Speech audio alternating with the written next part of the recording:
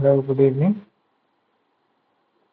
So as it's 7 now, we'll start the lecture and hopefully someone joins in.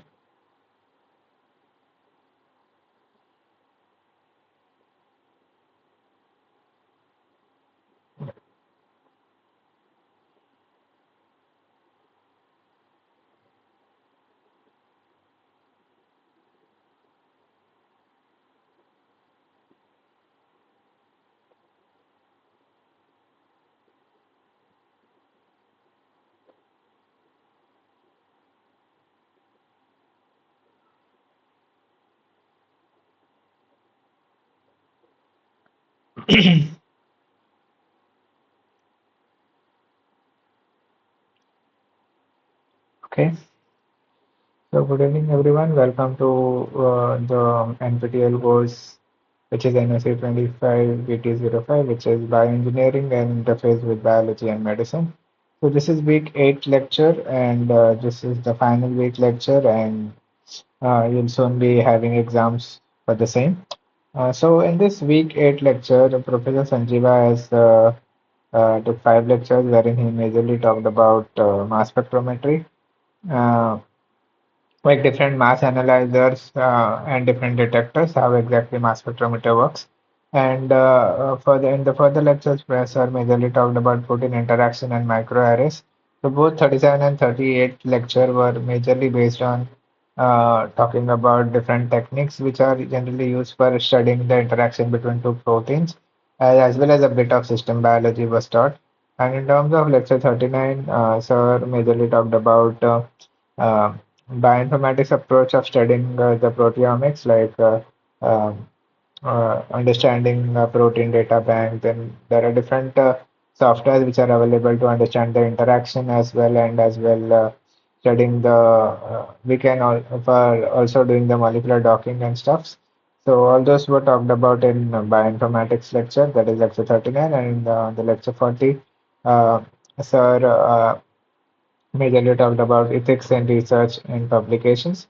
So, even that's not exactly related to bioengineering, but it's important to understand whenever you're doing any research and publication, what ethics you should follow and what all problems people faced if it was not followed. So, all those were talked about in the lecture 40.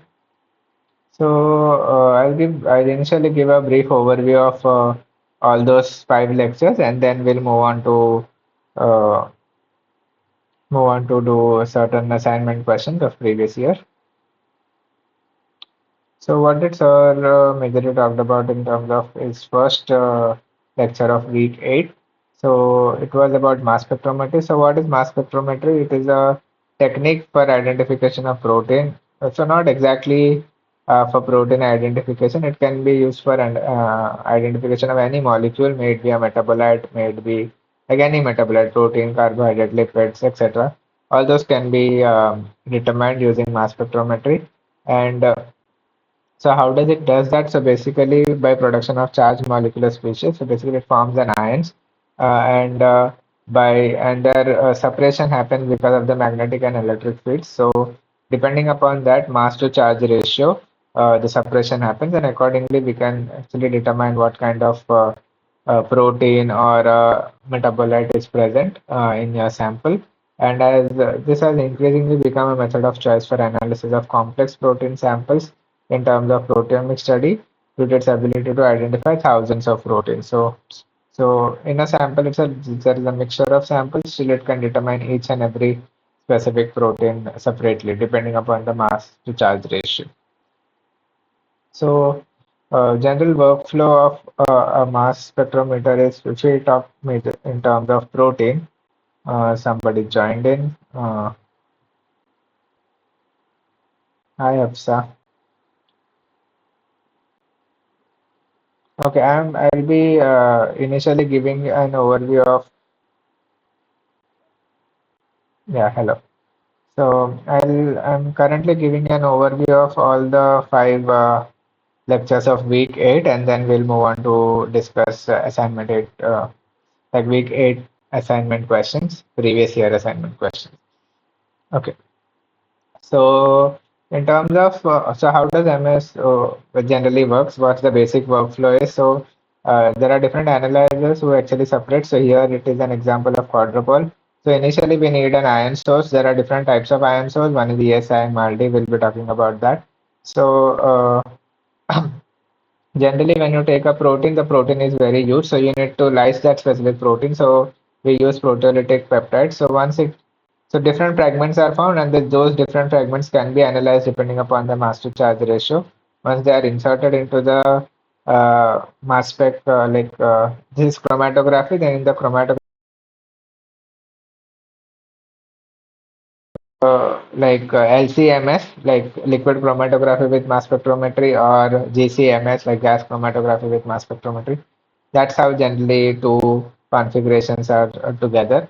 Then once that is done, like after the chromatographic separation, that specific fragment will be ionized, and on the basis of mass to charge ratio, they will be separated and they will be analyzed using different analyzers. But can be either gas phase, solution phase, or solid phase. And in terms of ion source, so after the separation, so here we are majorly talking about mass spec, wherein in terms of ionization source, so there are different types of ionization source like electron spray ionization, chemical ionization, photon ionization. There are different ways to do it, but majorly there are ESI, electron spray ionization, as well as MALDI, which will be majorly talking about. So MALDI stands for matrix assisted laser desorption spectrometry, desorption ionization. So this is about MALDI. So this is one of the way of ionizing the source. Basically, what do you mean by ionizing the source is you have a sample. So in that, the sample will be made into plus or minus sign. Basically, that will be ionized. Gas phasic ion. So this is specifically used for gas phasic ions in terms of peptides and proteins. And the target that is basically has a dried matrix wherein a protein sample is exposed to short intense pulses to form a UV laser, and that's how a sample gets ionized. So basically, this is a sample plate. Uh, so this is matrix. So that's the reason it is called as matrix assisted laser desorption. So basically, a laser beam comes in. It comes in contact with the analyte and it ionizes it. And once it gets ionized, uh, it moves through the top. So basically, the analyzer here, or the way we will be analyzing these ions is using time of flight. Using that, they will be separated, and that's those specific ions will be detected. So generally, what kind of so matrix is generally an aromatic compound. These are few examples of it. And analyte plus matrix dissolved in an organic solvent. So basically, initially analyte is dissolved in an organic solvent and placed on a metallic plate. So this is the plate which is in metal, where which acts as a matrix, and so that our sample is kept and it gets ionized. And the other way of ionization is electron spray ionization. So here what happens is, so ions are formed by spraying a dilute solution of analyte. So there's a whole tube basically, and wherein our sample is present. From that tube itself, our sample is sprayed, and while spraying, because of the pressure, it actually forms ions, and atmosphere because of that atmospheric pressure from the tip of a fine metal, creating a fine mist of droplets, and these droplets are in very high electric field and become highly charged. So because of this high electric field and the pressure at which uh, um, that sample is sprayed, and because of that it get charged. Basically, it obtains a charge. If it is obtaining a charge, indicating that it has been ionized. And as the solvent evaporates, the peptide and protein molecules in the droplet pick up one or more protons from the solvent to form a charged ion. So that's how electron spray ionization works, whereas MALDI works like this. So these are initial two ways of ionization. There are n number of different ways also.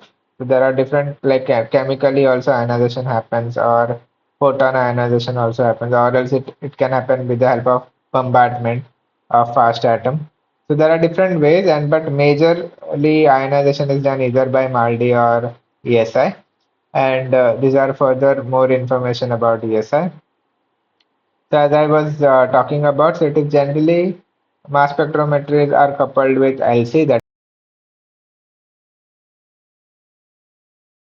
a protein peptide is injected, and because of this long spray and high electric field, as soon as it is sprayed, and basically these samples are with the in an ionized form, and that goes into the orifice. So this specific small opening is called as an orifice.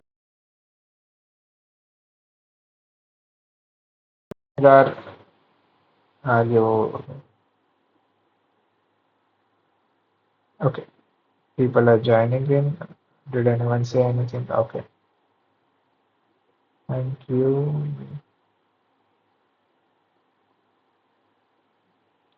Okay, so those small droplets of solutions are generated with the help of this cone which is made, and with the help of high electric field, they get ionized. And protons from the acidic solution give droplets positive charge so that it moves from the needle to negative charge.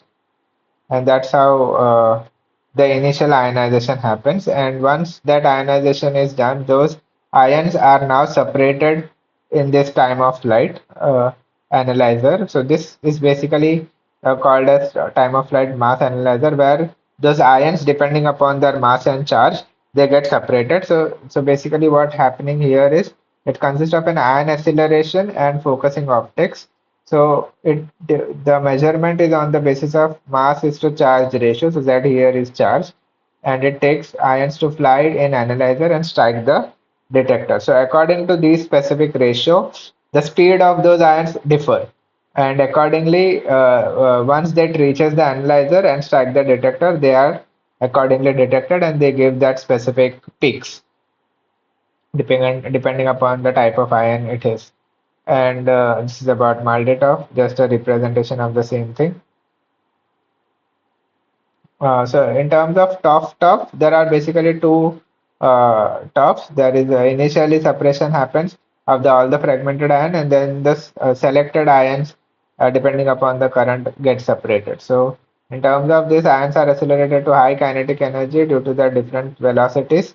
The different velocities because of the mass to charge ratio, and ions turn around in a diffractor that compensate for minor differences in kinetic energy. So with the help of top, we can also differentiate between minor change in the ions.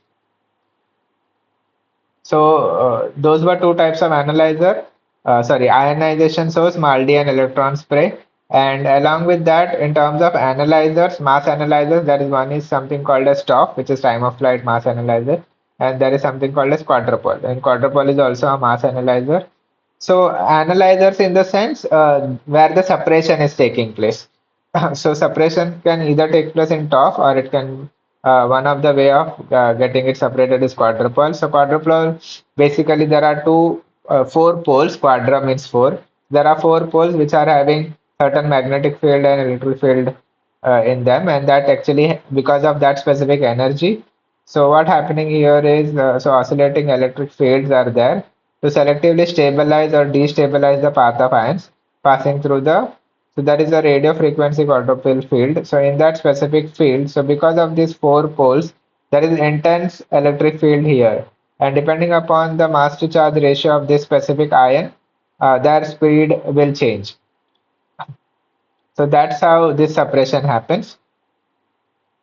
And people have combined quadrupole along with top as well in order to get much more accurate results. So combines front part of is which is called as TQ with a top and analyzer to measure the mass of the ions. So here both the analyzers are used to determine the specific. So basically here the separation becomes much more accurate, and people can determine even smaller difference in their specific masses, and those kind of compounds can also be determined. There is one more type of mass analyzer which is called as Orbitrap, but majorly TOF and quadrupole is used. But Orbitrap is also coming into picture nowadays, wherein it consists. So here, so it's a very big analyzer. Something looks like this. It has an outer uh, barrel-like structure. So if you can see here, it has an outer barrel-like electrodes and as well as a coaxial inner spindle-like electrodes. If you can see the diagram, so it has a coaxial inner spindle-like electrodes, which can be visible here. And that basically forms an electrostatic field with quadrilogarithmic potential distribution. With the help of this specific principle, the separation happens on the mass is to charge ratio, and basically this is one more type of mass analyzer which helps in analyzing the and why it is called as trap, because it actually traps the ions here in an ion trap, and then it analyzes it. So here is the ion source, and once the ions comes into picture, there is a long way of getting it towards the analyzer, and all this depends upon the masses to charge ratio. So basic principle is separation is on the basis of masses to charge ratio, but analyzing that masses to charge ratio differs depending upon top, quadrupole, or arbitrage. Then people have come up with more absolute quantification, which using eye track, wherein here basically we are other types of mass analyzer. So here people have tried with labeling as well.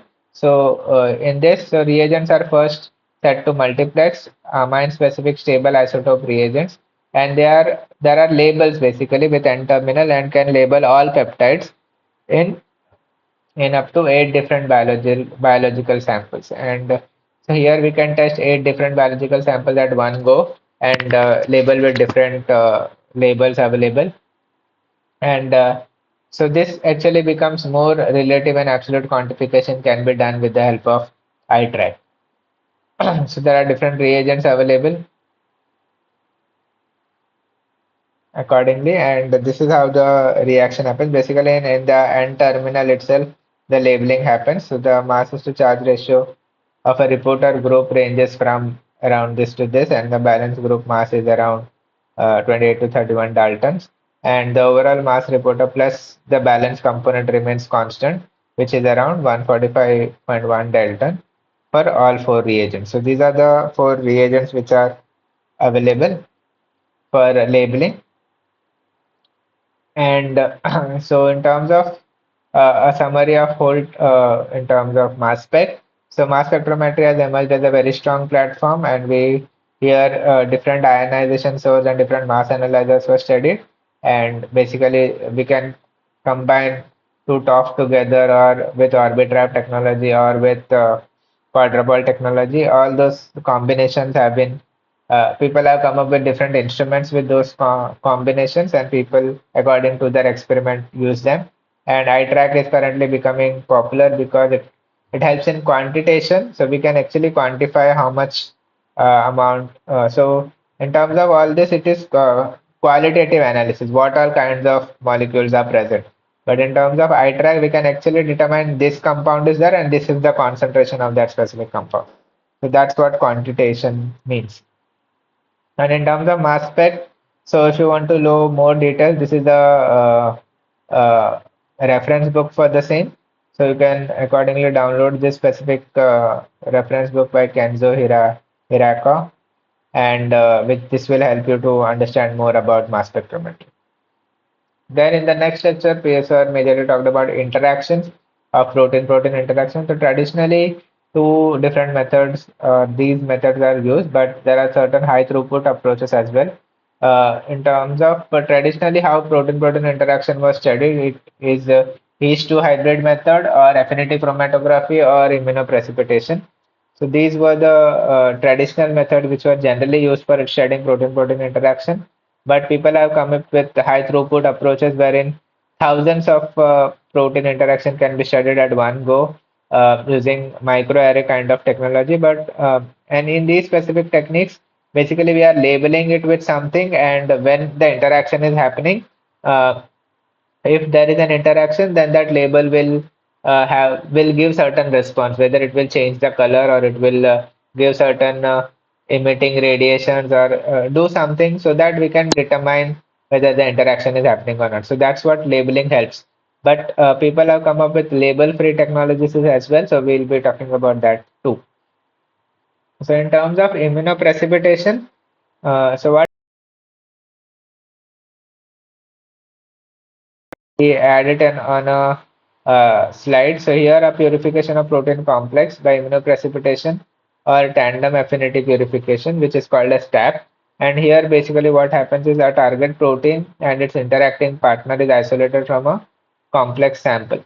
So uh, we have a slide wherein this specific non-denaturing condition is there, and we have an antigen which is known. So here, so we will get a label or immobilized plates wherein we can add our antigen, and that specific antigen will now react with certain unknown ligands, and this specific uh, reaction can be taken and loaded on a gel and we can separate them. So basically, this technique has some limitations. Like we don't know exactly whether the interaction is happening with our known antigen only. It can also stick somewhere else, and even those proteins can be separated here.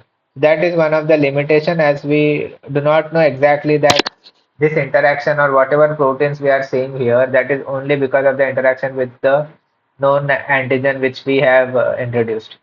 So it can also interact with something else, or it can also interact with the other side of the antibody. So all those proteins can be separated here. But that's one of the limitation using immunoprecipitation.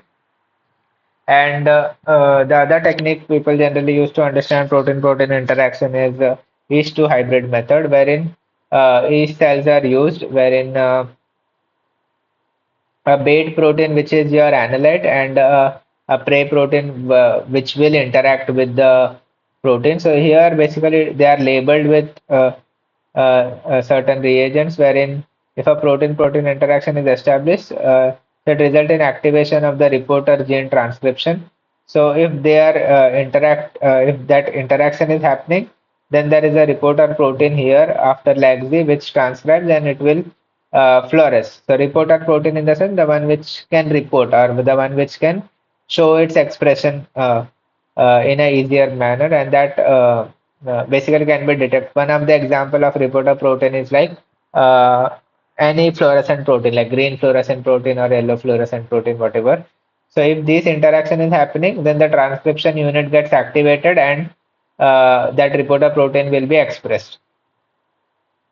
So that's how this is to hybrid technique works.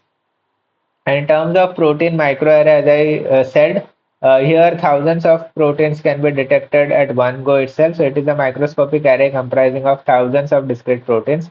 So in this plate itself, there are thousands of proteins. And when we add our specific sample on this, if the interaction is happening, then when we put it on an analyzer, it will analyze those interaction. If the one which are not interacted, we actually wash them off. So this is one of the example wherein initially people were uh, trying to check whether this kind of protein array technique would work. So this is a technique where initially people have spotted purified protein from E. coli in all the wells, etc. So limited number of proteins in all the wells. They added the same protein and just to check the interaction in all the wells, and it actually found that it was interacting, and people now believe that this kind of technique can be so we can use such kind of techniques. And in terms of protein microarray, so there are different types of arrays like direct labeling, sandwich immunoassay, reverse phase protein blot, etc. So this is similar to that of ELISA technique which you might have studied. So in this, there is a plate wherein we immobilizing the target protein. So they are labeled with the fluorescence or any kind of tag which will allow us a detection, maybe a radio label tag, any kind of tag. And after it is captured by an antibody immobilized on array, and when we add our sample, it is finished there. In terms of sandwich ELISA, so there is our target protein is captured by an antibody itself. So this is an antibody, and our uh, uh, wherein a target protein is captured, and later a secondary antibody is added which has a tag, and that will fluoresce if this interaction is has already occurred, and that's how this sandwich immunoassay works. And in terms of reverse phase protein blot, so here a complex mixture such as cell lysate is added, so wherein number of proteins might be present, and if there is an interaction happening, then secondary antibody is added, which is probed with specific detection labels, and those specific detection label, if this interaction is happening, that will be detected according to the label which is attached. Accordingly, there are some other micro. So basically, here we are trying to study the interaction itself, but the way we are detecting it is different in terms of all of these techniques. So in terms of this chemically linked technique, a purified protein is immobilized on a functional glass slide, and then we add a certain chemical like a substrate or something. If the interaction is there, then we can detect it. Then something called as protein fusion tags are also present. So this plate is coated with the nickel, and if our protein of interest has his tag, so basically our protein of interest is fused with an his tag. That his tag can come in contact with the nickel and bind together. If his tag is present, and if our protein is present, it can interact with those nickel atoms, and we can visualize the protein.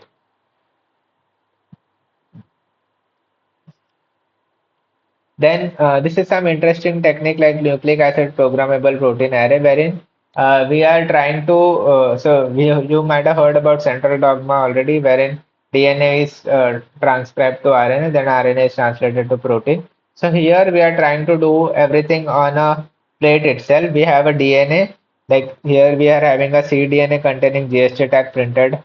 So here there is a cDNA, and we will try. So basically here a cell-free expression system is there, wherein we are not using any cell, we are just using a chip, and there is a DNA, and that whole DNA will be converted to protein by using such kind of techniques, wherein so with the capture of anti-GST antibody, protein is expressed using a cell-free expression system, and it is captured by antibody, and later it can be purified. So this is basically a cell-free expression system.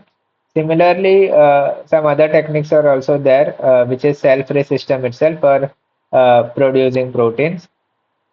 There is something called as DAPA as well, where a DNA array to protein array is used. So in that, there is a slide where DNAs are attached, and that specific side is separated by a membrane, and that in this membrane, all those transcription translation happens, and a protein is formed, and that specific protein now can attach. So in order to separate that, it is attached with a protein array now. So basically, a DNA array to protein array. So even this is a cell-free system, and along with the purification then and there. So all these techniques are coming into picture, and here a specific tag which is made, which is called as halo tag, and if that this DNA are labeled with halo tag itself, and if the protein is produced, and that halo tag can interact with this ligand, and it can be easy to so basically this interaction becomes easier than that of such kind of interactions. So these are certain different ways of protein-protein interaction in terms of microarray technique itself.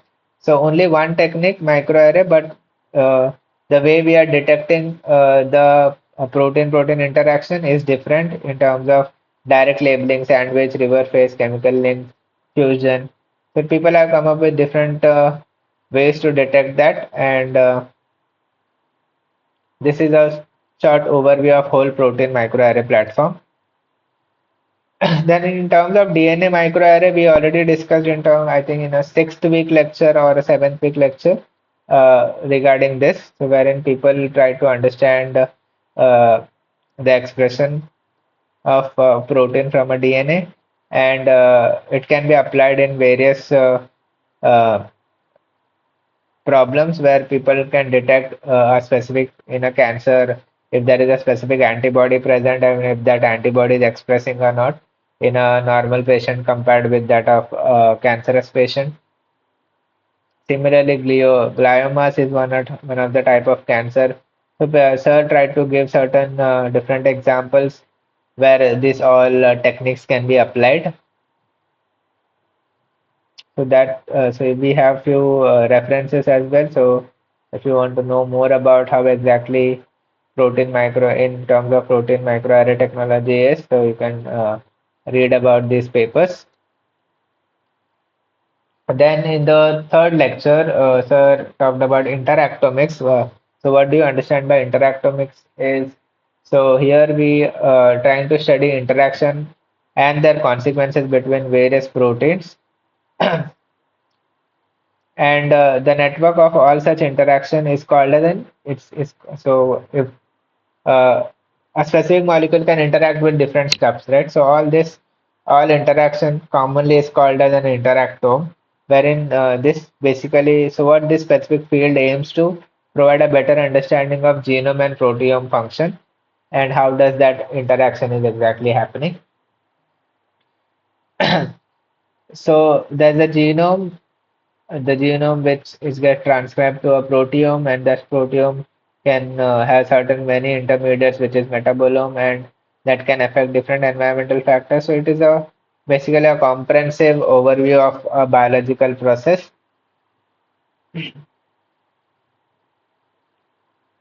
So this is how complex interaction is.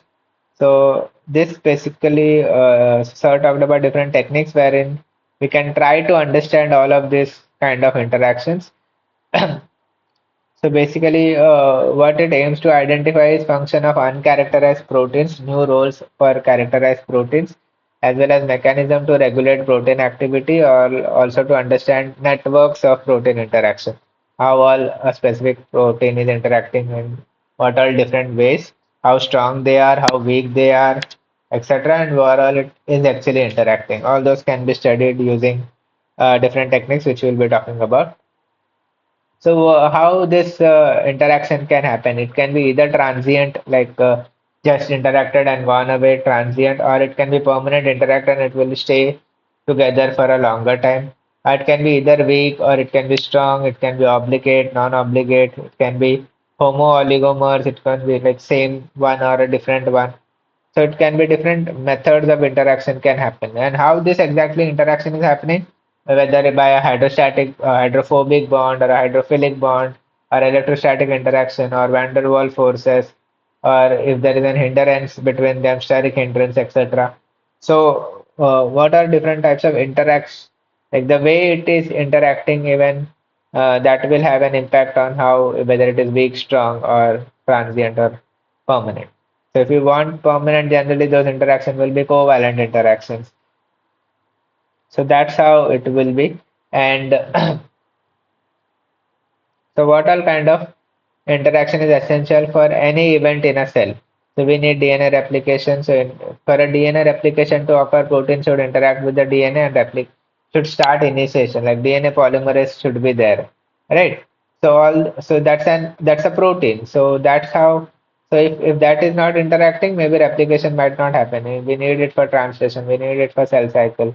We need it for metabolism. We need for signal transduction, going from one, like passing on the signal from one part of the cell to the next part of the cell, or from cell to cell.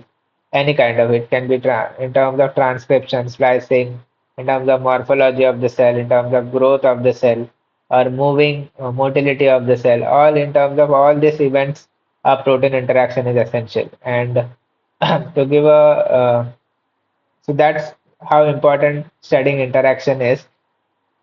And we were talking about different techniques by which protein interactions can be studied. So initially we studied the traditional methods, H2 hybridization method, immunoprecipitation, as well as protein microarray. And we are left with label-free techniques. So in terms of label-free techniques, Sir talked about different six different ways of label-free techniques, wherein he talked about carbon nanotubes, planar wave guide array, there is nanowire sensory array, there is spectral reflection imaging sensor, there is nano hole array, there is as well as surface plasmon resonance. So, sir gave this different approaches by which mm,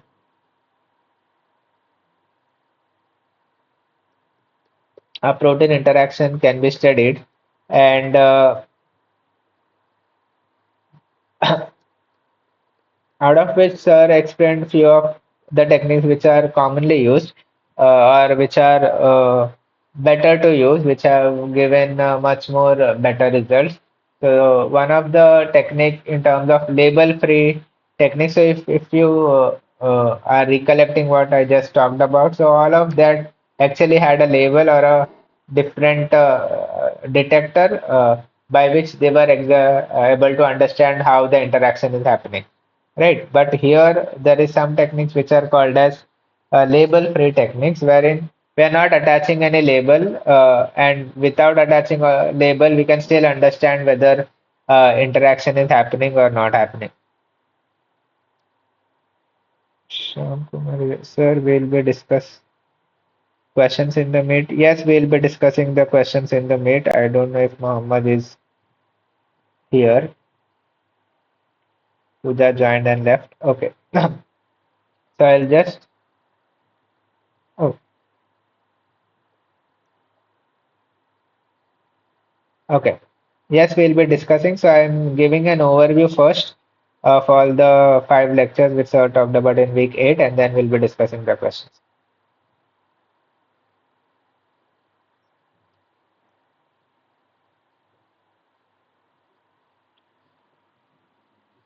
Okay, so in terms of surface plasmon resonance, it is one of the technique wherein we are trying to understand the protein-protein interaction. So here the interaction is studied on the basis of the refractive index. So it basically measuring the change in refractive index. So in this flow cell, there is a liquid solution wherein a protein sample or analyte is uh, injected, and if there is an interaction happening on this gold plate wherein our ligand is already attached, and if our analyte comes and interacts with this, so if the interaction is happening, there will be a change in the refractive index, and how much is the change, that's what is detected by the detector here, and depending upon the change, that will only happen if there is an interaction taking place, and if there is no interaction, there will be no change in the refractive index. So initially, when there is no interaction happening, you will not see any kind of response as the time goes on. When you add an analyte, so if there is an interaction happening, there will be a change in the refractive index and giving you certain kind of response.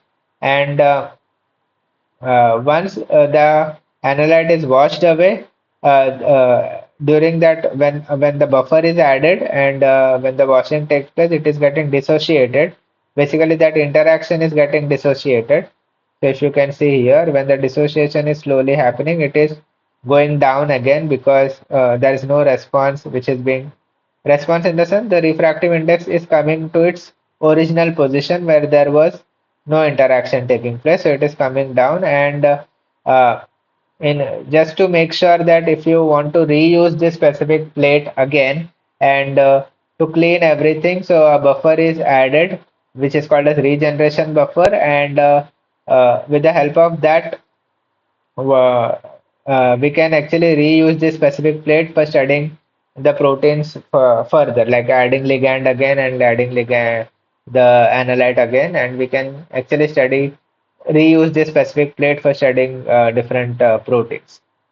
So that's how this surface plasmon resonance works. And people have combined this specific technique with imaging technique as well, which is called as SPR imaging. And this simultaneously what it does is, so we generally give a radiated, so that specific plate is radiated by light and imaged onto the detector array, and typically a charge coupled device is used as a detector, and it is potential to combine with microarrays as well. So this technique is also combined with microarray technique, and it can this surface plasmon resonance is actually used in terms of combining with mass spectrometry as well. So once the detector happens, it those proteins then are analyzed with the mass spectrometry as well. So this is how people have combined in order to make it much more efficient technique. And in if you look at the videos, there is one demonstration video for the same, like how exactly surface plasmon resonance works, like how we can actually do it in a lab. Even there is a demonstration on that. You can look into that in that specific lecture. And later, sir talked about he just gave an overview about what system biology is and how we can think about system biology. So what is system biology? Basically, here we are trying to study the whole like system of a biological organism. So here we are trying to understand its behavior, relationship of all the elements in a particular biological system. And so when we study that, this data can be integrated, graphically displayed, and ultimately modeled computationally, and we can correlate that specific system to other systems as well. So basically, we create a biological network, and that's how it is enabling us to understand different organisms at one go. And so this basic networks, what it helps us, so it provides an insight which cannot be analyzed from the isolated components of the system, and with the help of common elements of system biology, we can make a whole model out of it and understand the whole system together. So in terms of there are different approaches to study system biology. It can be either model based or data based. So in terms of model based, the prior information is implemented in the model itself. While in terms of data based, objective is to find the new phenomena. So we look at the data and try to understand how is the system functioning exactly. So this study majorly relies on omics data set. So omics data set in the sense either you are doing proteomics or metabolomics or genomics, etc., whatever you are doing. So whatever data is generated, you will try and understand that specific data and understand how system is working. And here we already have a data. It relies on computational modeling. So we give a certain kind of data which is already present in a in order to make that specific model, and we stimulate it with different inputs which we try to give it, and we try to understand how interaction might be taking place. So that's about model based and data based. So this is computational modeling, and this is how a system biology triangle is. So in this specific lecture, sir majorly talked about protein interaction, different techniques about it, and so it may also interact with, so here the interaction with either nucleic acid, lipids, etc. And we talked about understanding system biology. This is the reference book. So most of your whole uh, like week till week 7 lectures, majority of your references Campbell itself, and along with that, in order to study this specific techniques, you can use certain references here. Then in terms of bioinformatics lecture, sir talked about how can we use protein data bank PDB, which is a public based data bank, and we can uh, look into different structure of a protein and understand the structure of protein using protein data bank, and how that can be studied using PyMol, and how we can use what all kind of softwares we can use for studying the interaction of proteins, or in terms of interacting two components, like docking them together, and how those interaction is exactly happening, what all kind of amino acids here and here are exactly interacting. All those can be studied. So how that can be done, all those were explained in this specific lecture. So how can we use PyMol? So what is a PyMol? It's basically a visualization software which is used for molecular docking as well as understanding the structure of a protein. So how does that happen? So this all comes under structural bioinformatics, where we try to understand or visualize biological molecule, specifically protein, in terms of PyMol. So it is a molecular visualization tool, and it is open source. Uh, it is open source. Basically, you anybody can use it. And in this specific lecture, people like one of the research fellow has talked about hemoglobin alpha 1, and that the major function of this is to carry oxygen and transport it from lungs to various peripheral tissue. So then she tried to explain how can we use protein data bank. So in terms of, so once you go to this specific website, you can search for, so there is a search bar here, and you can search for any specific protein. So if you type hemoglobin alpha, as we were studying about hemoglobin alpha 1, once you type that specific name, you will get the people have uploaded their study structure, and you will get many of them. And if you choose one of it, for example, if you have chosen IBZ1 as an so one of the variant of hemoglobin alpha, and you can by clicking at this specific structure, you can view the specific protein differently. So once you click on this, you have different options here, the way you want to view this specific protein. Stick model is available. You can see each and every amino acid, how exactly the structure is. You can go deep into understanding how exactly certain interaction is happening, maybe hydrophobic interaction, or what all different kinds of interactions are present inside the protein itself. All those can be studied using PDB and Pymol here. And if you want to understand the interaction between how what all proteins might be interacting with your protein of interest, so here the protein of interest is hemoglobin alpha. If you want to understand the interaction, you can use a software called a string. So once you search for that specific protein in string software, so you will get different kinds of proteins of that. As we were interested in Homo sapiens of hemoglobin alpha, if you just click on that, you will get different uh, interacting proteins.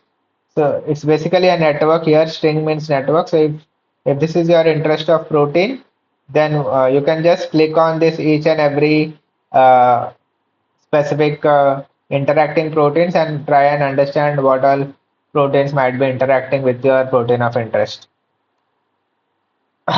So what is Panther? This is one more software where you can understand. So what does that stand for? It's protein analysis through evolutionary relationship.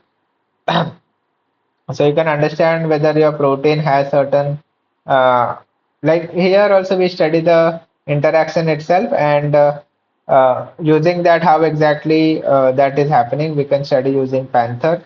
So using string first, you can determine the interacting proteins. You can add those interacting proteins here, and then do Panther analysis, where you will get information about each and every interacting protein in much more detail, how exactly it is interacting, and what is the specific function of that, in which pathway they are involved in. All those, so there are different options to study, and all those can be studied using Panther. So using one single protein, how exactly it is interacting, how and in which pathway it is involved, everything can be studied using this software, using String, Panther, and Pymol. And we can also study how exact so those interaction is happening using ligand, receptor key, etc. Then she further talked about how exactly Pymol can be used. So he initially she talked about the protein data bank, string, and Panther. How can we use that? And so using all of this, if you want to study the structure of it or do molecular docking, you can use Pymol. So how exactly Pymol can be used, that was talked about as well, and how all this can be applied. So different examples were given in terms of applying all of this techniques which they talked about. So one of the interaction is which is studied is between P53 and MDM2. So P53 is a tumor suppressor protein. If there is a damage in the cell, it turns on and it promotes 53, and it cannot control the cell to die basically, and continuously a cell divides and it gains cancerous ability.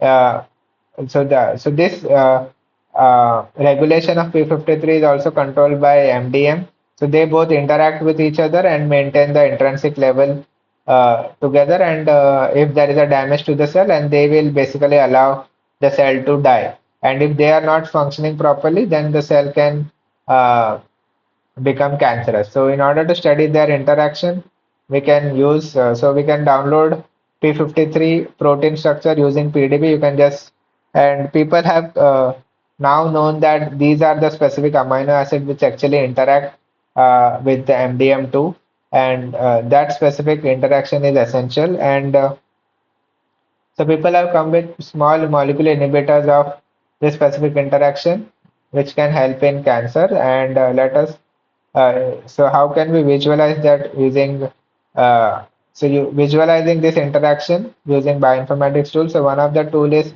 patchdoc, where we can understand how this interaction is happening. So basically we can find this how this specific amino acid are interacting with MDM2. So initially you need to go to PDB, find these two specific proteins, P53 and MDM2. So once you find those two proteins, so here they took these two proteins. So this stands for one of the P53 protein, and this is for one of the MDM4 protein. And you can just add those two specific proteins here as a receptor and ligand. And once you add those two proteins here, and the whatever interaction is happening is sent to your email address itself, and you can basically open that specific software, and which has a major interaction like strong interaction. That will be the first one. You can just click on that and open it in a PyMol, and you can visualize that interaction using PyMol.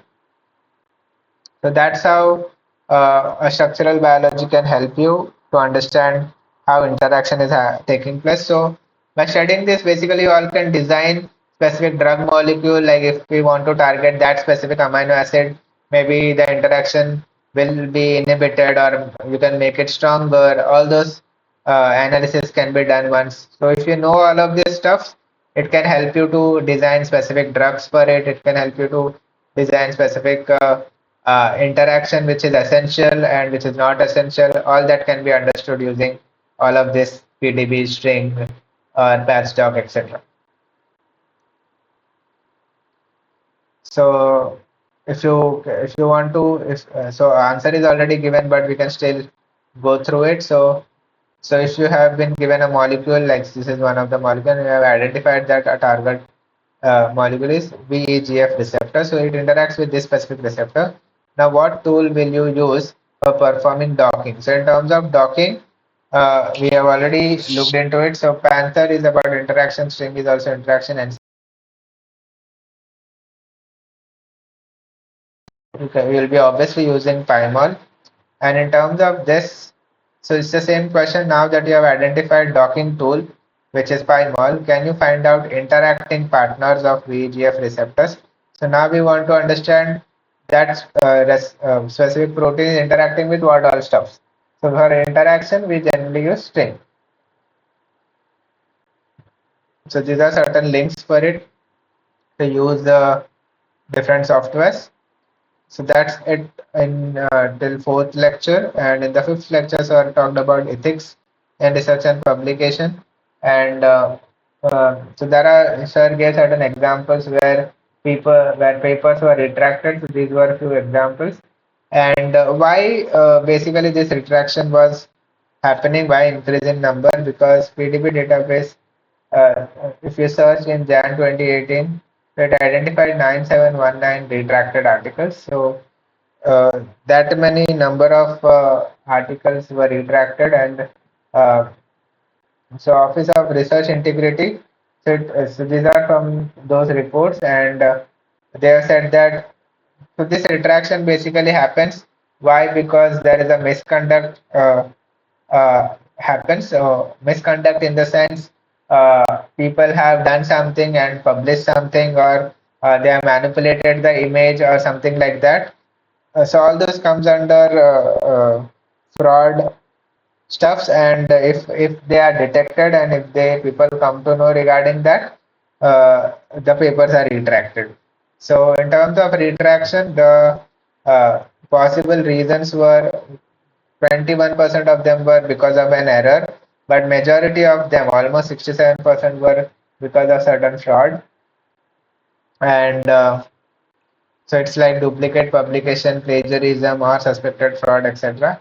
And there were few which were not known, like how exactly those were happening. So if you see in terms of retraction of number of articles, so it is continuously increasing, and people are making such fraud assumptions and making use of such papers. Then if they are caught, they are being retracted. So these many number of papers were actually found to be having some kind of error, maybe due to error or due to fraud, etc. They were retracted. So one of the way of manipulating is manipulating the image by changing the uh, like mm, brightness of the image, or uh, using contraction or saturation, etc., so that you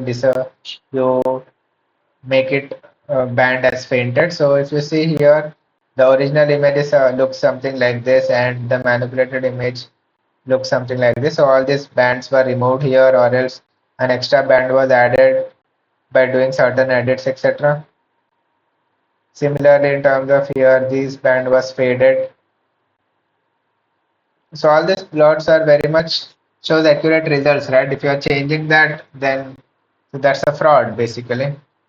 So here basically they are trying to change the brightness and contrast, and that's how it is helping to publish them.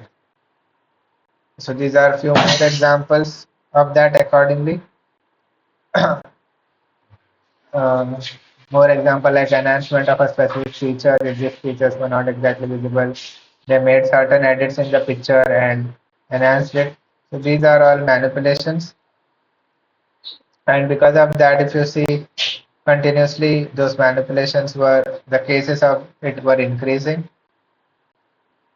So, so how? What are the acceptable practices in the sense? Are like you should have an effective figure presentation, and it should be acceptable. The color balance adjusted possible. If you are doing any kind of color balance, it should be mentioned in the legend itself, and original figure should be added in the supplementary. And if you are just to have a good picture in that in a main article paper, you can do certain color balances, but you should always mention that in the legend, and the original can always be given in the supplementary. So there are different ways of misconduct. Either it can be fabrication, falsification, or plagiarism. Fabrication means you are making up the results. You have not done anything, but you are still reporting them. Falsification in the sense you have done something, but it was not something which you actually wanted, and you have manipulated that a bit, either equipment or a process, or changing or omitting the data, certain data points, omitting it so that your graph looks much more better. So if you are doing that, all of the stuff, it's called as falsification.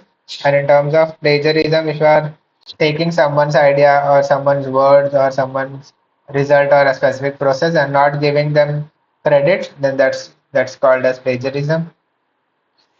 And major type of scientific misconducts include publishing misconduct, which is like data is okay, but unethical practices. Research misconduct, which data is fraudulent and it has some serious issues. So globally and as compared to Indian scenario, so if you see majority of them are coming from US and some other countries, and even India is orange here. Majority of is also coming from India. Such kind of fraud cases. So this majority is from US because majority of the papers are also published in from US. and that's the reason that number might be great. And what all journals are having such kind of fraudulent art, articles which got retracted. So it includes major journals like Science, it includes Nature, Cell, Cancer Research, etc. So all those nice journals, people have come up with certain fraud papers from that as well, and they were retracted. So why people generally do misconduct? It can be either because of career pressure or there is a funding problem. So career pressure, basically they want to complete it soon, so whatever they are having, they just publish it, whether they might be right or wrong. Funding problem in the sense they have they cannot repeat that specific experiment again because there's a funding problem and they give certain results. There is hunger for reputation, so people want it to be published in a good journal, and that's the reason they fake certain results. So because of all of those stuff, people do that, but generally we should not practice them. You should be aware that if such kind of practices are happening anywhere in your lab or anywhere which you see, you should always point out that you need to take advice. So basically, if your senior is doing something and that senior to junior student generally should advise them and observe some misconduct if they are doing it. And in terms of junior to senior also, like if a senior is doing something wrong, a junior can also say that stuff to them, even to advisor as well. If advisor is not following certain norms, which is exactly needed for a good conduct of an experiment or a paper, you can also say it to advisor as well. So what are the consequences of scientific misconduct? So risk of damaging career. So if you do that, there is a risk of damaging career. There can be a loss of employment. People might not take you anywhere in any of the lab, and you might lose everything. And so retraction out is always available always, and people can, if they found out, it can be retracted anytime. Even if you publish now after 5 years, it can be retracted if people have come across that and found any kind of misinformation. So all that were a part of your all week 8 lectures. Then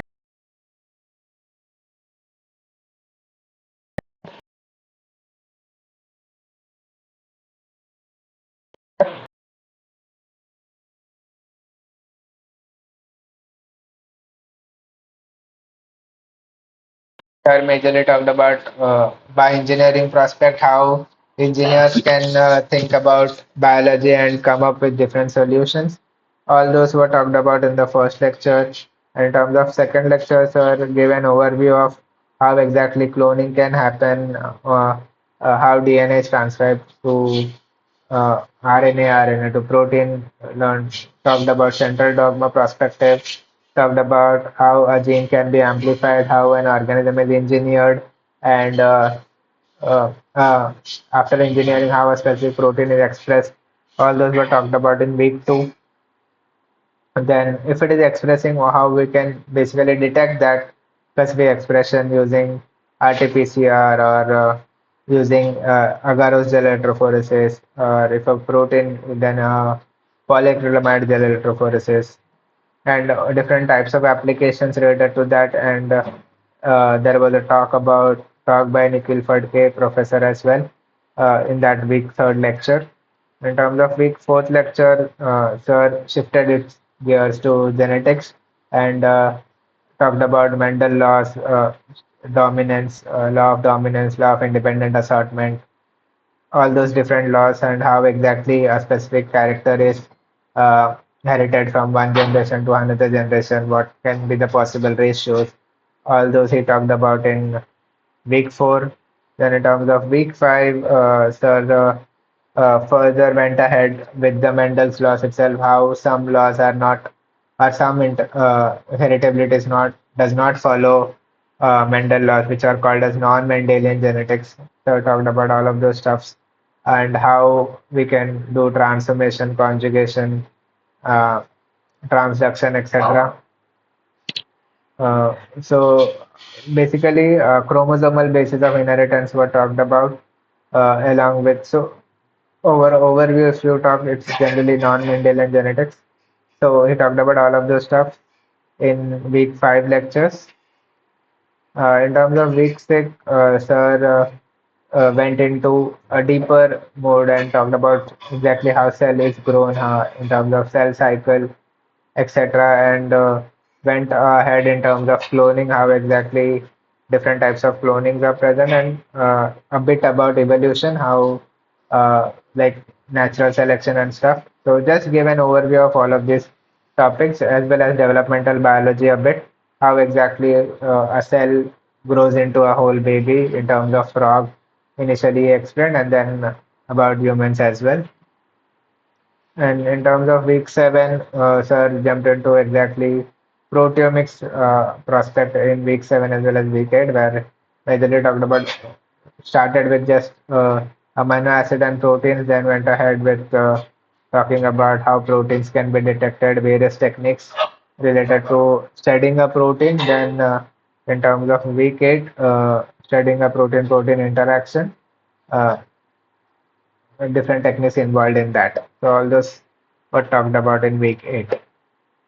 So all those were the one in terms of all 8 lectures.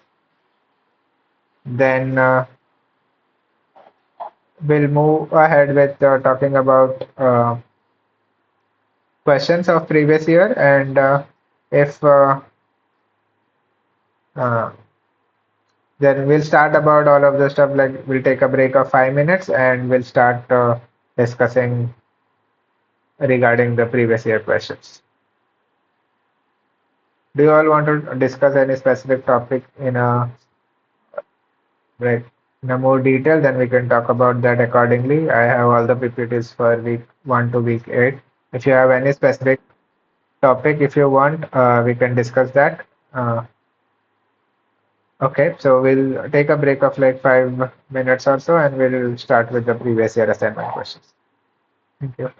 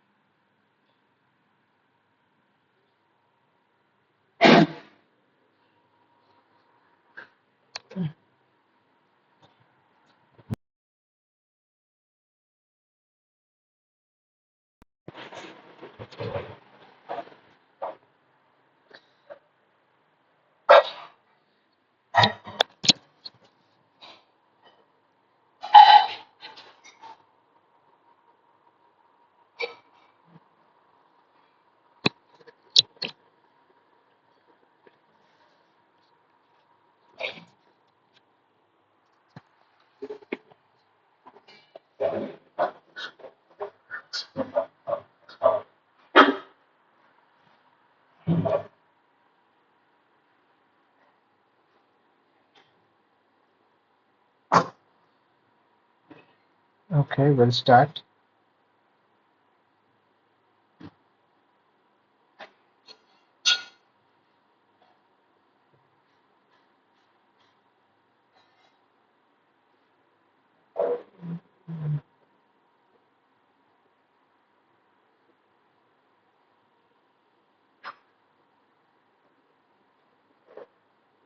Okay, so I'll do it.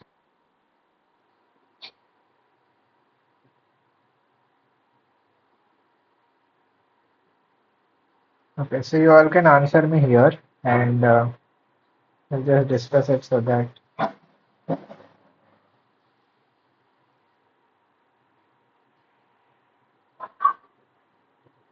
Okay, so which of the following statement best describes the system biology aspect? So we did talk about it. So it is about the entire biological system. We are trying to study about that. So there are four options. So now we'll try to understand which option is right.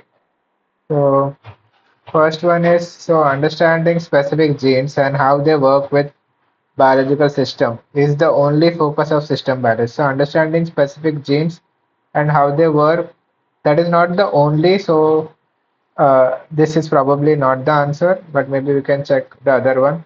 So the main method used by system biology to simplify intricate biological process is reductionism. So no, they are not that. It doesn't do any kind of reductionism as such. And systems biology analyzes and comprehends the behavior of complete biological system by integrating data from several biological organization levels. Yeah, this is something which looks like should be the answer. And system biology relies on isolated experiments and does not consider the dynamic. So it is saying that it does not consider the dynamic interaction between components within biological systems. So it's not that it does consider that. So either third option or first option. Which one do you all feel? Which talks about system biology? Yes, any idea?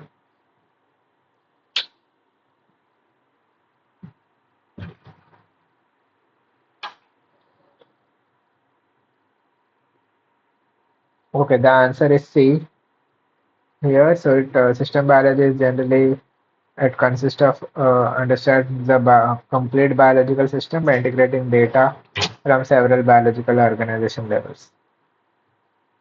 Okay, so now the second question.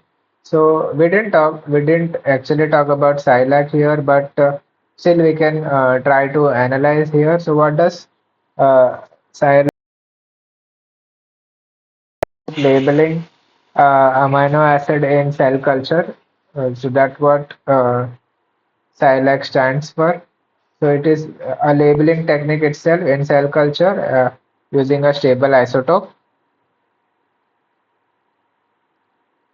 So a student from IIT Bombay wants to perform quantitative proteomics. So we are doing quantitative proteomics with lab-grown cancerous cell lines. Okay.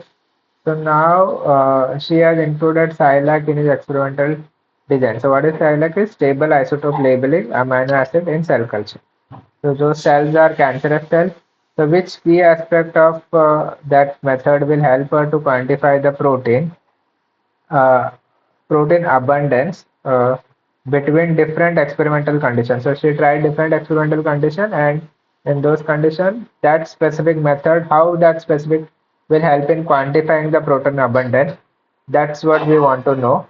And also mention the potential application of SciLac that would help her in time course experiment. Time course experiment in the sense day one, day two, day three. So you'll be repeating that specific cells and understanding how what is the protein abundance, and that's what time course experiment stands for. And let's look at the options. So first you need to determine which key aspect of that will help in determining the protein abundance, and other thing is which one will help in time course experiment, the potential application of it. The first is detection of protein sequence variation, and so is that the key aspect? So it is a stable isotope labeling amino acid. So I don't think it will help in determining the protein sequence variation. It will not do that thing. So we can just directly eliminate that first option.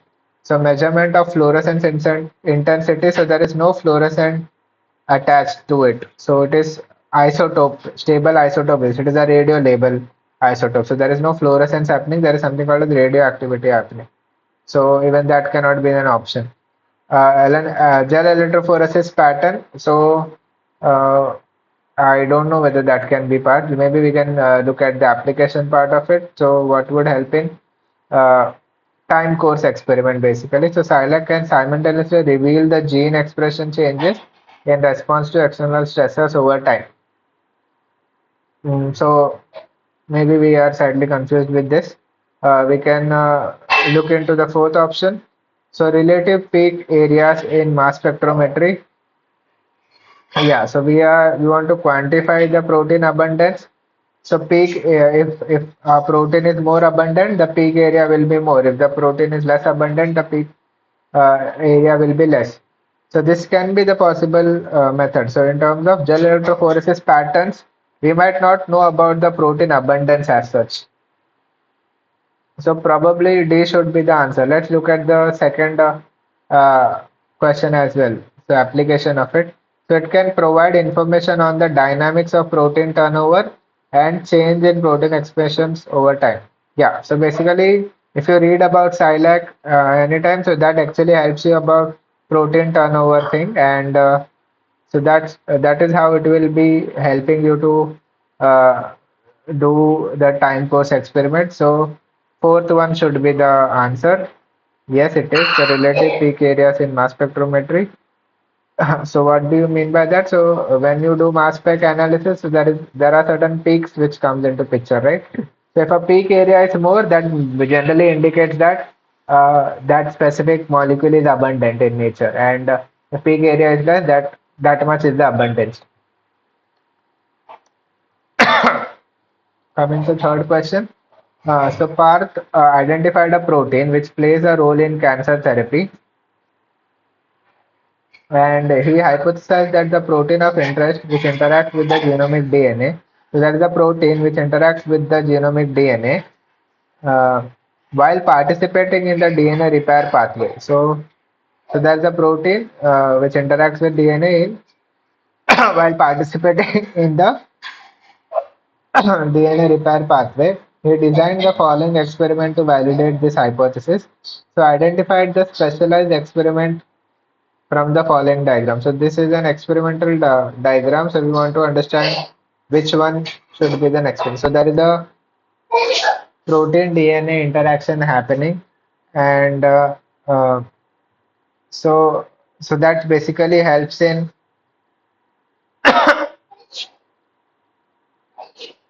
understanding the interaction with the DNA. And so he has attached a antibody label to it, and then he has removed that specific protein. Then he has purified the DNA and amplified the DNA as well. So which can be the specific technique? So in terms of Sanger sequencing followed by RT-PCR. So there is nothing like Sanger sequencing happening here. The Sanger sequencing may be actually sequence the uh, DNA. So we are not doing any kind of sequencing here. In terms of MALDI-TOF, so it is matrix-assisted laser desorption ionization. There is nothing like ionization happening, and there is nothing like time of flight wherein ions are getting separated. So this is not the answer. Neither first one is the answer. Reverse phase DNA protein microarray or else chromatin immunoprecipitation. Which one do you think? So it can be either second option or fourth option. We have obviously we will have to eliminate the first and third option. Which option do you all think? It should be second one or fourth one.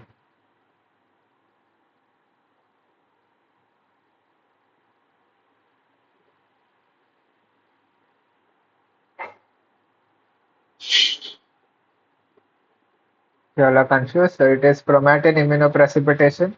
So there is nothing like DNA protein interaction. There is nothing like reverse phase interaction happening here.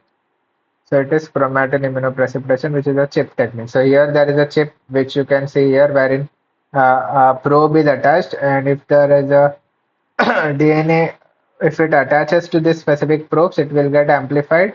So that chip, so so that's the reason this technique is also called as short form is chip, because there is a chip wherein a DNA probe is attached and your DNA, which is chromatin, is attached to it and gets amplified. So in this specific, the earlier technique which we talked about,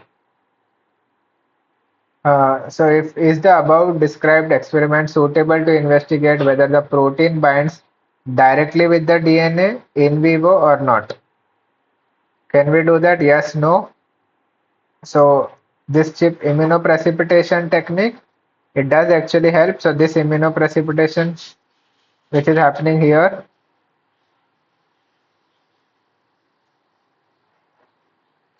so whether the protein binds directly with the DNA in vivo or not, so that's what it will helping investigating. Also mention if Parth can use the same approach can be used to detect protein-protein interaction in vitro. Do you think this specific technique can be also used for protein-protein interaction in vitro? Yes or no? So first one is obviously yes. That can be either first option or fourth option. Second one, do you all think it can be also be used to detect protein-protein interaction in vitro?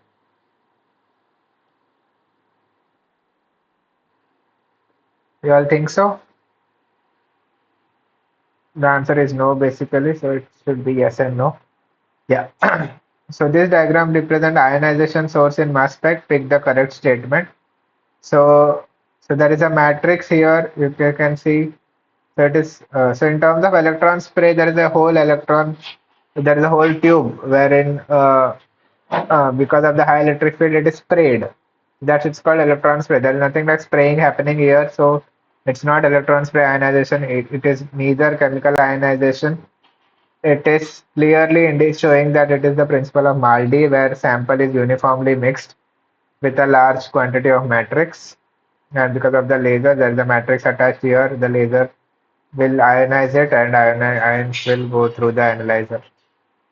So it is neither thermospray. There is nothing like spray thing happening here. It is clearly Maldi. So the answer is third one.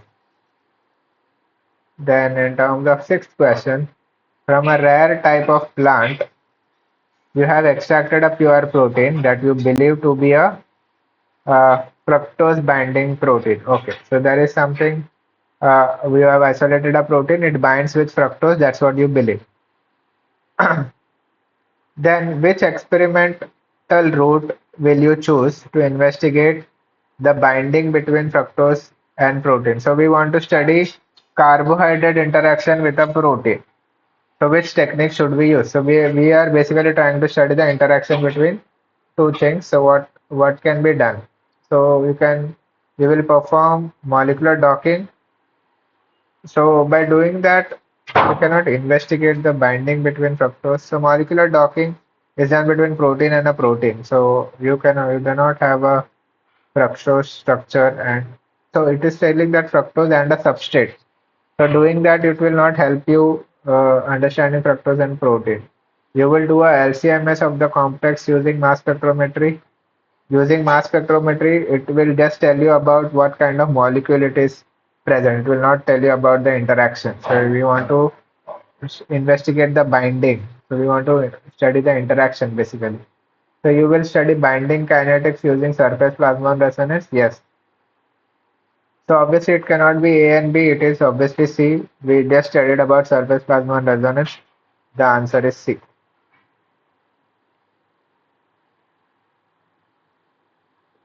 Then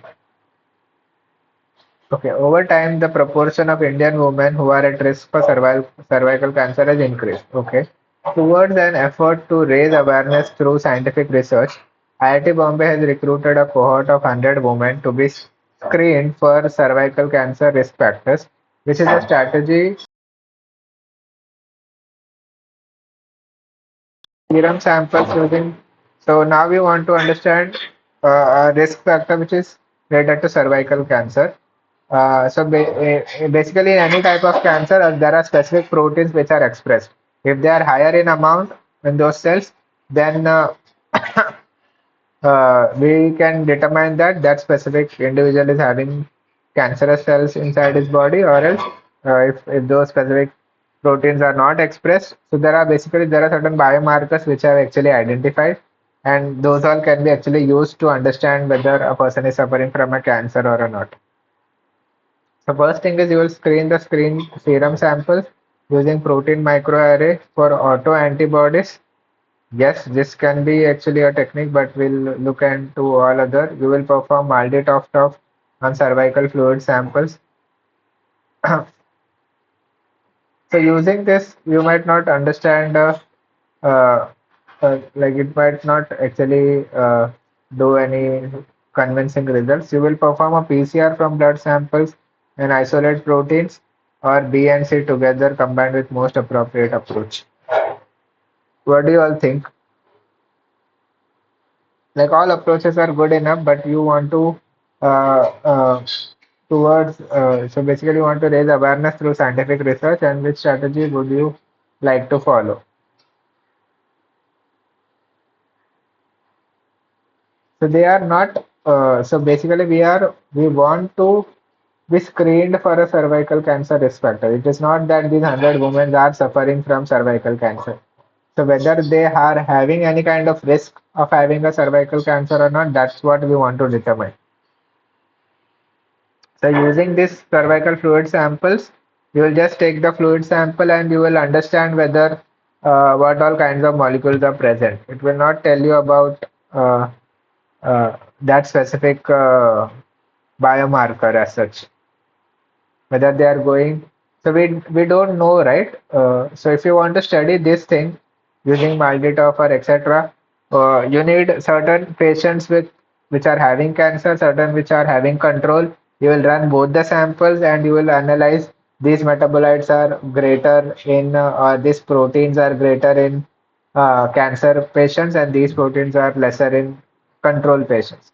Then only this Maldita will be helpful. Here we don't know, we just took 100 women and we are want to screen them whether they are having any cervical cancer risk factor or not.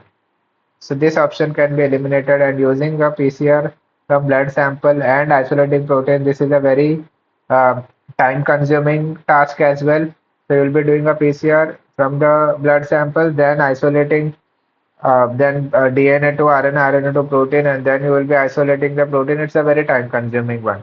Whether using this, just using serum samples and doing a in a microarray plate protein itself, if the serum has those antibodies, those will bind to that specific antibodies immobilized on the microarray plate, and you can directly say whether those specific proteins are present in the serum sample or not, and whether they are having any risk of cervical cancer or not.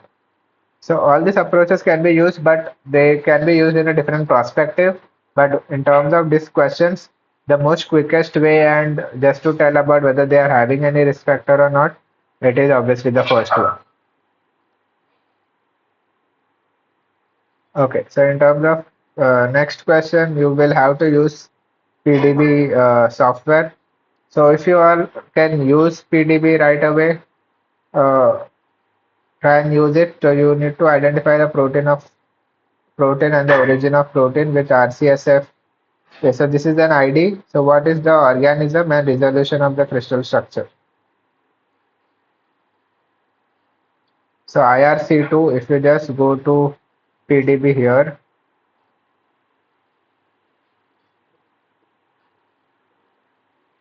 to the home page. So once you go there, we want to see IR1RC2.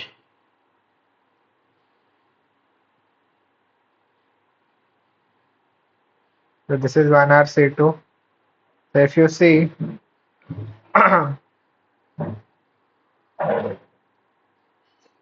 the protein is aquaporin Z. So it can be either first option or second option. Second option or fourth option. That is aquaporin Z. And organism, if you see it is E. coli, so it should be this option. And resolution, if you see it is 2.5 Armstrong, resolution is 2.5 Armstrong. So the answer should be fourth one, right? Aquaporin Z, E. coli, resolution 2.5. Okay, so now you need to identify the crystal structure of the specific protein. What is the ID? So maybe you all can search all of these IDs and compare with the structures whether uh, they are having a correct combination or not. So let's see the first one, which is 511X9. So if we look at this specific protein, so there is no result as such. So this is the protein itself is a wrong protein. So let's go to second one, which is 8E3H.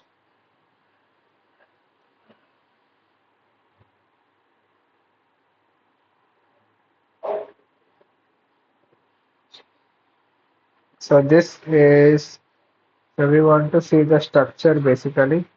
So this is how the structure is. But this is second structure, and they have said that it is the first structure. So obviously this is not the correct option. So we need to pick the correct combination. So 83S is the second one, but they gave it as first one. Let's look at the next option, which is 5MX0. So if you look at the structure, yeah, so if you see this matches with 5MX0 first one, so yeah, this is the option.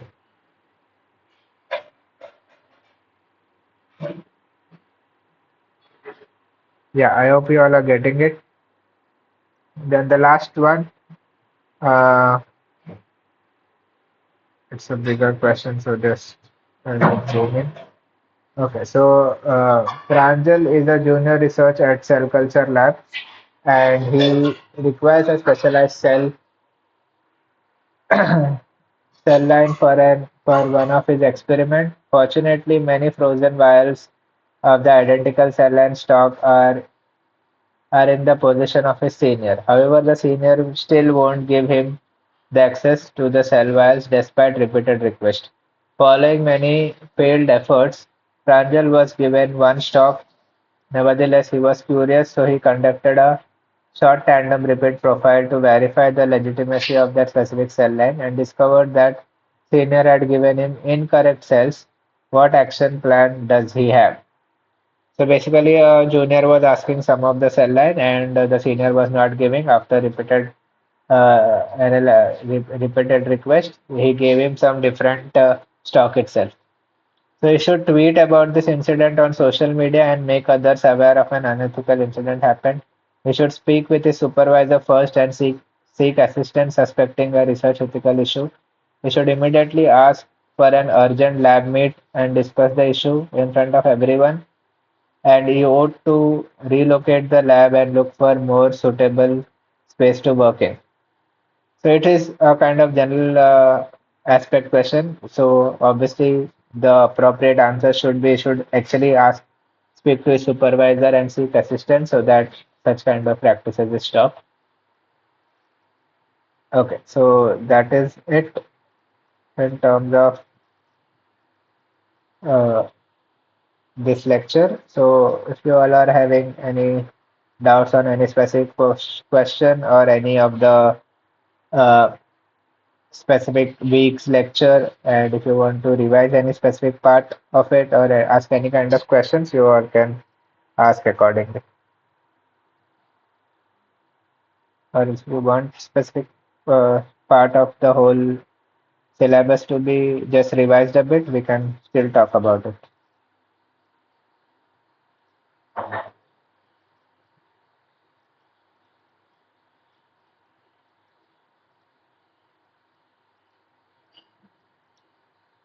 Can you show those 10 questions again, sir? Okay, we'll just quickly revise it.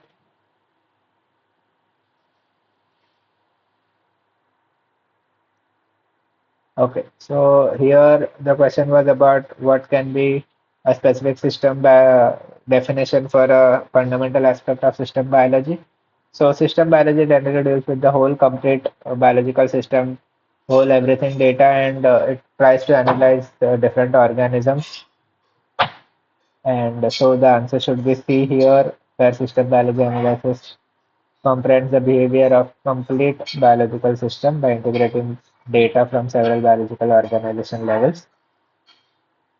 So here the question was, so this technique, SciLab, which is stable isotope labeling amino acid in cell culture. So in this technique, so question was about how this technique will help in understanding the protein abundance and also to analyze the time course experiment, how it will help. So there were different options. So in order to understand protein abundance, relative peak area will help. So if greater is the area, greater is the abundance. And potential application of it is like it can provide protein turnover dynamics and it will help in understanding the change in protein expression over time. So they have given a diagrammatic representation of the one of the method and try to, so you need to pick which one is correct. So here protein interaction is happening, which can be done with the help of chromatin immunoprecipitation. So hence this is the answer for it. And in terms of this same question, if you look at the same question, referring to that question itself, whether the protein binds directly with the DNA in vivo, can that be investigated? And also whether the same approach can be used for detecting protein-protein interaction. So it cannot be used for protein-protein interaction, but it can be used for understanding protein directly binding with DNA in vivo. So it's yes and no. So here a diagrammatic representation was given. So the option was to understand which one is right. So here clearly it is Maldi describing the Maldi of uh, diagrammatic representation of that. So there is a matrix where the sample is there. Then because of the laser it is getting ionized, and from the mass analyzer it will be getting separated. So, so they have isolated a protein. Now here they're investigating the binding between uh, fructose and protein. So in order to study the binding, we will be using surface plasmon resonance.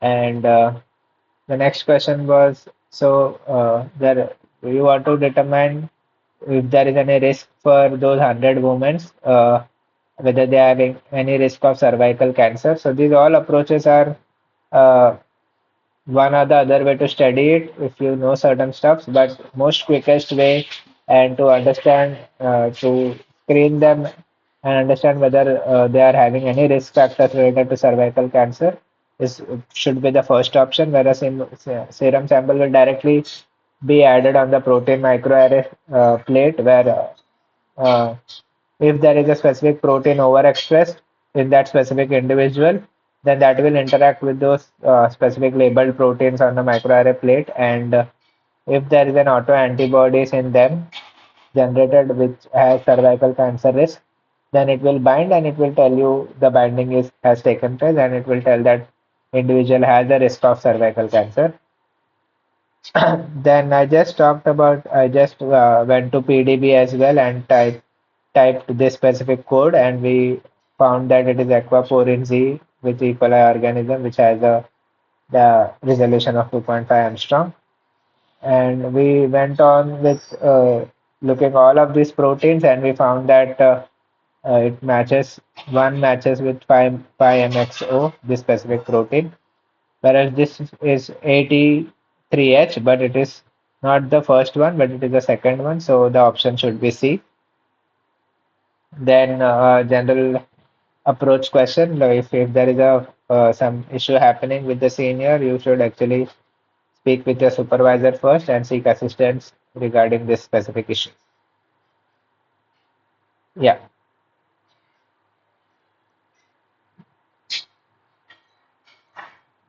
yeah. You all have any kind of other questions?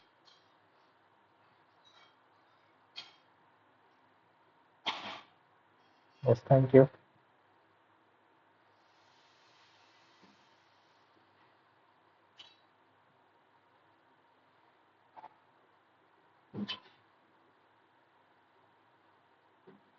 Yeah, if you want any specific uh, topics to be repeated of whole,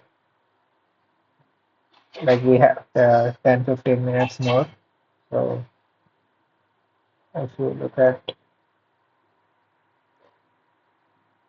so week one was a general overview. So week one, week two, you might not be having any kind of doubts as such because that was a general overview about whole biology perspective, which can help engineers. From week three, actually, sir started to talk a bit more in detail about all those procedures.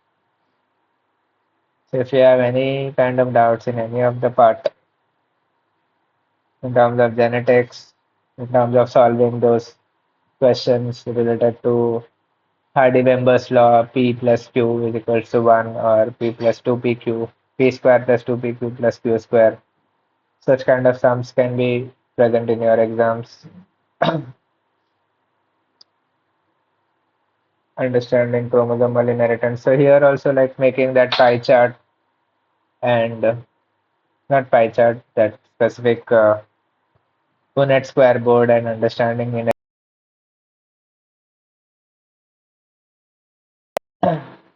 cell cycle, evolution, developmental biology. Techniques used for understanding the protein, studying a protein as well as protein interactions.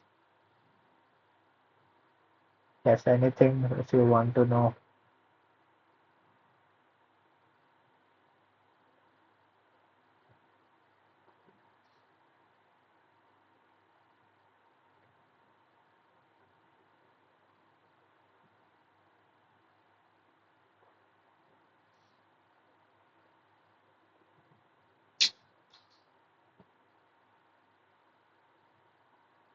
Yes, any doubts? If not, then all the best for your exams.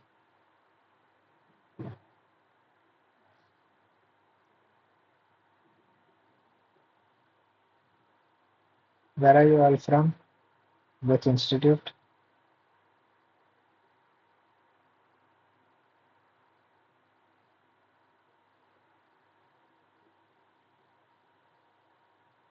Yes, I'm doing which course? BTech first year or MTech or BSc, MSc?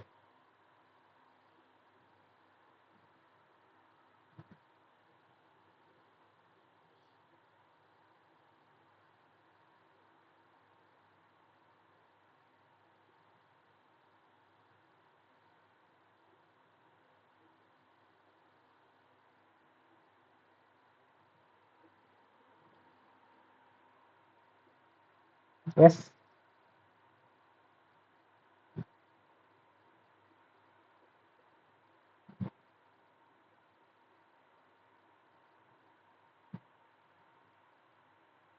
Okay, then if no questions as such, I'll be waiting for like 5 minutes more. If you have any, you can just type in chat box or else you can close the meeting.